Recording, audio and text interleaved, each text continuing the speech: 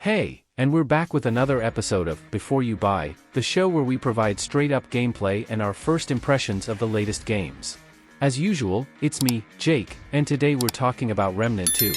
This is the follow-up to Remnant from the Ashes, which was released in 2019. I'll admit that we didn't get to spend enough time with the first game, but the PC crowd seemed to love it. Now, with the sequel, the formula continues, but everything is bigger and better this time. For those unfamiliar, Remnant is a co-op third-person shooter with a loot dungeon vibe. You hop into various worlds from a hub and journey around, discovering chests, fighting enemies, completing sub-objectives, earning rewards, facing sub-bosses, and main bosses. The game has a story and character progression, but it gives you the feeling that you can play it endlessly due to the randomized or remixed scenarios, encounters, and areas, keeping you on your toes. If you're playing with friends, it just begs you to hop in and start blasting for a night. In Remnant 2, you create a character through a limited character creator at the beginning. It may look generic, but after 20 minutes, you'll be covered in armor, so it doesn't really matter. One tip, though, be prepared to hear your character whining in battle. After creating your character, you jump into a post-apocalyptic world. You don't necessarily need to have played the first game, as this is a new adventure. However, having some knowledge of the first game can help with callbacks and characters. Nonetheless, it's your own character going through the story and eventually joining a group of survivors. The game gives you that typical post-apocalyptic video game experience until you get thrust into an interdimensional crystal. From there, you're free to party up and hop between worlds, looting, shooting, and leveling up.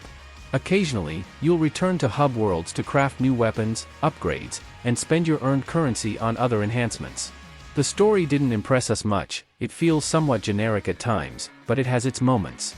The game's main focus is the gameplay, the moment-to-moment shooting and character progression, which has been significantly overhauled and is very compelling. Let's dive into the combat, the core of the game. You'll be running, gunning, dodging, and casting abilities. Enemies will be shooting projectiles at you from afar, while others will be closing in, getting nasty, and creating constant chaos. Shooting feels great and responsive, with punchy shotguns, bolt-action rifles, and repeaters that deliver satisfying blasts. Considering the constant shooting, it's crucial that the feedback is solid, and fortunately, it is. Using special skills often creates plenty of on-screen effects, and melee attacks are extremely necessary. However, attacking is still relatively simple. The different weapon types have impressive animations, which also applies to the enemies. It's gratifying to shoot them, observe them stagger, find their weak spots for more damage, and witness their cool attack animations. One significant issue is that it's too easy to get attacked from behind, and there isn't much indication or sound cue for it. You need to be vigilant at all times, especially since your health is limited, and constant attacks from behind can be annoying. Additionally, there are a few boss fights that feel a bit unfair and frustrating. Nonetheless, overall, the difficulty is solid. There are several difficulty levels, and even the standard ones are pretty challenging right from the start. The challenge might not feel as rewarding initially, but as the game progresses, it makes you feel like a badass. The early hours can be a bit tough, with some sections resulting in deaths, and being sent back to the last safe zone can be discouraging. However, this improves over time, and it's just a matter of personal preference and vibes. Playing with friends in co-op, with up to 2 additional people in your group, makes the experience much more enjoyable. While I couldn't experience it as much as I wanted to, I can already tell that the game is way more fun when you're not playing solo.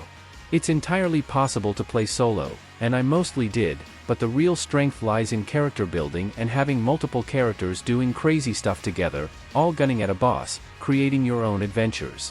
This is because the content in the game can become somewhat repetitive. You'll be teleporting to different worlds, so there's a good variety of settings, including post-apocalyptic abandoned places, lush mysterious fantasy forests, sci-fi worlds, tech areas, and more. I won't spoil much, but the diversity goes a long way, and each area has its own unique sub-stories, cultures, and lore. Encountering these elements may differ from player to player due to the random elements in the game. Similar to the first game, Remnant 2 is meant to be played multiple times, revisiting different worlds, rolling new characters. Your journey doesn't end when you beat the story, you'll likely play through it again due to the game's nature. While some enemies and bosses may feel a bit frustrating, others are simply awesome. There are some really good boss battles that I enjoyed, feeling like regular, old-fashioned boss battles with multiple phases. I even found myself getting excited to stumble upon them again while rolling a new character later on, knowing all the tricks. With the RPG elements, the game really doubles down on character building, especially with the overhauled archetypes. You pick an archetype, like the Challenger, the Heavy Hitter, or the Medic, and each comes with fun sub-perks tied to relics, team abilities, or general perks, as well as special skills. As you level up specific archetypes, you earn new perks and can eventually take advantage of almost 2 archetypes at once, creating a hybrid playstyle for your character. Armor is simplified now, allowing you to focus more on special perks and abilities for weapons and items, rather than just simple power levels. You still have a power level that matters, but individual stuff takes precedence, leading to more creativity. You'll get different dragon hearts and add various relics, which provide additional perks like healing rates and firing rates, among others.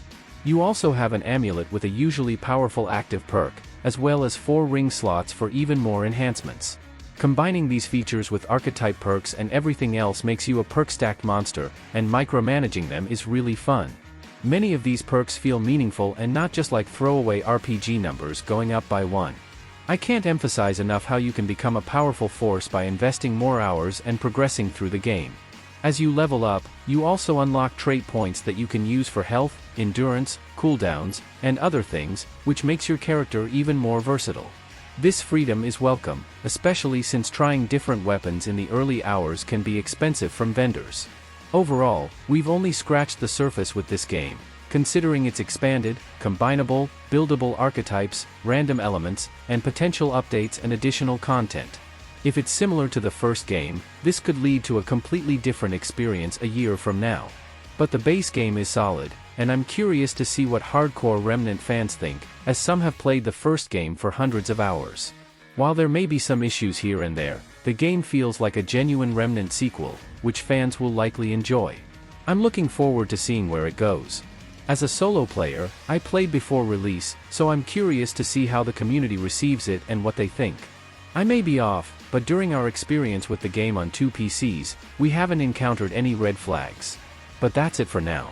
As usual, I'll provide some pros, cons, and personal opinions. Now, I want to hear from you down in the comments. What do you think about the first Remnant from the Ashes? Did you play it? What are your thoughts on the sequel? Will you play it on PC or console? Let's have a discussion about it. Your feedback is greatly appreciated, and clicking the like button on this video genuinely helps us, so thank you. As always, thanks for watching, and we'll see you guys next time.